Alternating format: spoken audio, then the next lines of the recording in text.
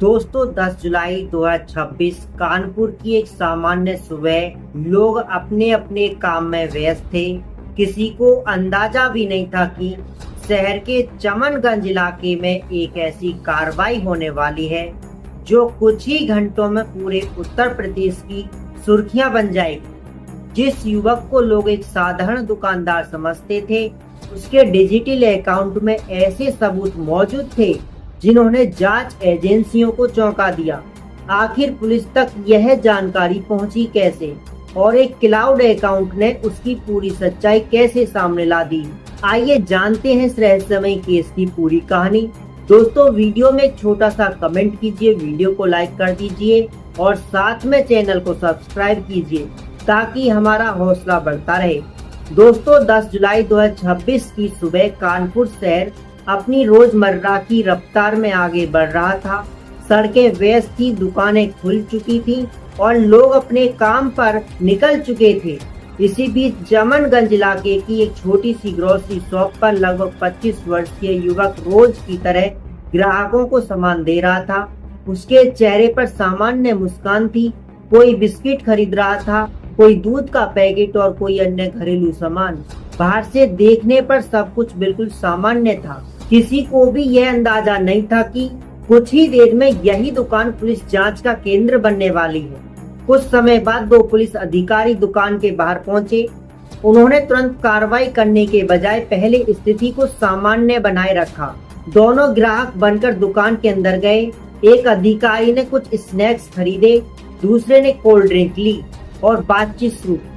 उन्होंने सामान्य सवाल पूछे, नाम क्या है, कब से दुकान चला रहे हो, पढ़ाई कहाँ तक की है, परिवार में कौन कौन है? युवक ने बिना किसी झिझक के सभी सवालों के जवाब दिए। उसे इस बात का बिल्कुल अंदाजा नहीं था कि पुलिस पहले उसकी पहचान की पुष्टि कर रही है। जांच एजेंसियों को एक अंतर्राष्ट्रीय तकनीकी कंपनी की ओर से सूचना मिली थी और उसी आधार पर यह पूरी कार्रवाई की जा रही। जब दुकान में मौजूद ग्राहक निकल गए, तब एक अधिकारी ने अपना परिचय दिया और शांत स्वर में कहा कि उन्हें उससे कुछ जरूरी पूछताछ करनी है। यही वह पल था जब युवक के चेहरे का आत्मविश्वास कम होता दिखाई दिया, लेकिन शायद उसे भरोसा था कि उसके खिलाफ कोई ठोस सबूत नहीं होंगे। पुलिस ने उसका मोबाइल फोन लिया, फोन अनलॉक कराया गया। उसके बाद जांच शुरू हुई। कई फोल्डर लॉक थे, कुछ निजी फाइलें भी पासवर्ड से सुरक्षित थी। जांच आगे बढ़ी तो क्लाउड स्टोरेज भी पासवर्ड से सुरक्षित मिला। यहीं से अधिकारियों को संदेह और गहरा हो गया।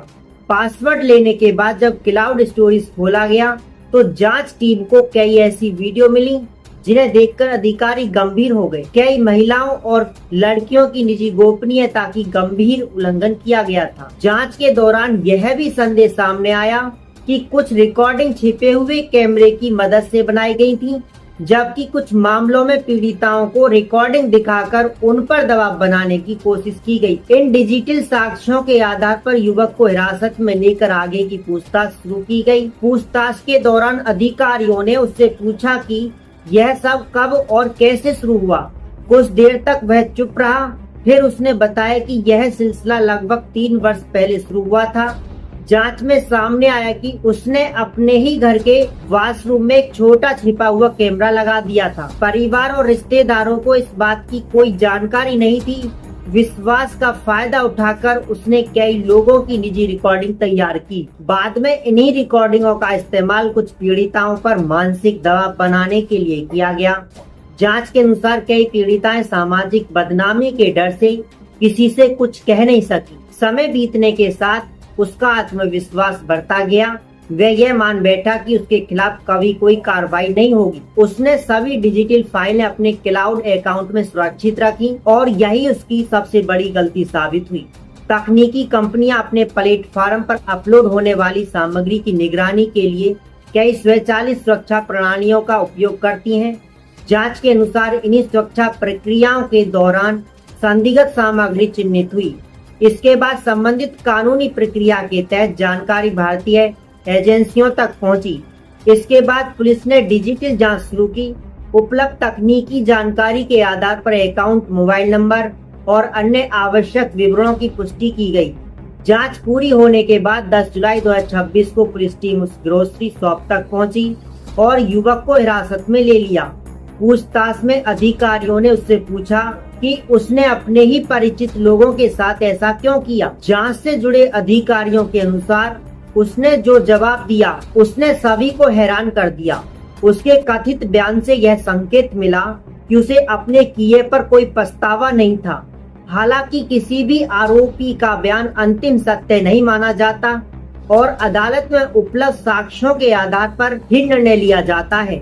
जांच के दौरान एक और महत्वपूर्ण बात सामने आई। बताया गया कि गिरफ्तारी से एक रात पहले वह डिजिटल फाइलें हटाने के बारे में सोच रहा था, लेकिन कार्रवाई उससे पहले हो गई। ये मामला सिर्फ एक व्यक्ति की गिरफ्तारी की कहानी नहीं है, यह डिजिटल सुरक्षा, निजता और विश्वास के महत्व की भी याद दिलाता है। तकनीकी जितनी उपयोगी है, उसका दुरुपयोग उतना ही गंभीर अपराध बन सकता है। अगर आपके आसपास कभी भी किसी की निजी जानकारी, फोटो या वीडियो का गलत इस्तेमाल होता दिखाई दे तो चुप न रहें, संबंधित अधिकारियों को सूचना दें, क्योंकि समय पर की गई एक शिकायत कई लोगों को नुकसान से बचा सकती है। यह मामला हमें यही सिखाता है कि कानून से बचना आसान नहीं होता। डिजिटल दुनिया में छोड़ा गया हर निशान किसी न किसी रूप में जांच का हिस्सा बन सकता है और देर सवेरे सच सामने ही आ जाता है। दोस्तों, हमारा ये घटना सुनाना और किसी का दिल दुखाना नहीं और किसी को परेशान करना नहीं, हमारा उद्देश्य जागरूक करना है। दोस्तों, वीडियो में एक छोटा सा कमेंट कीजिए, वीडियो को लाइक कर दीजिए और साथ में चैनल को सब्सक्राइब कीजिए ताकि हमारा हौसला बढ़ता रहे। नमस्कार दोस्तों।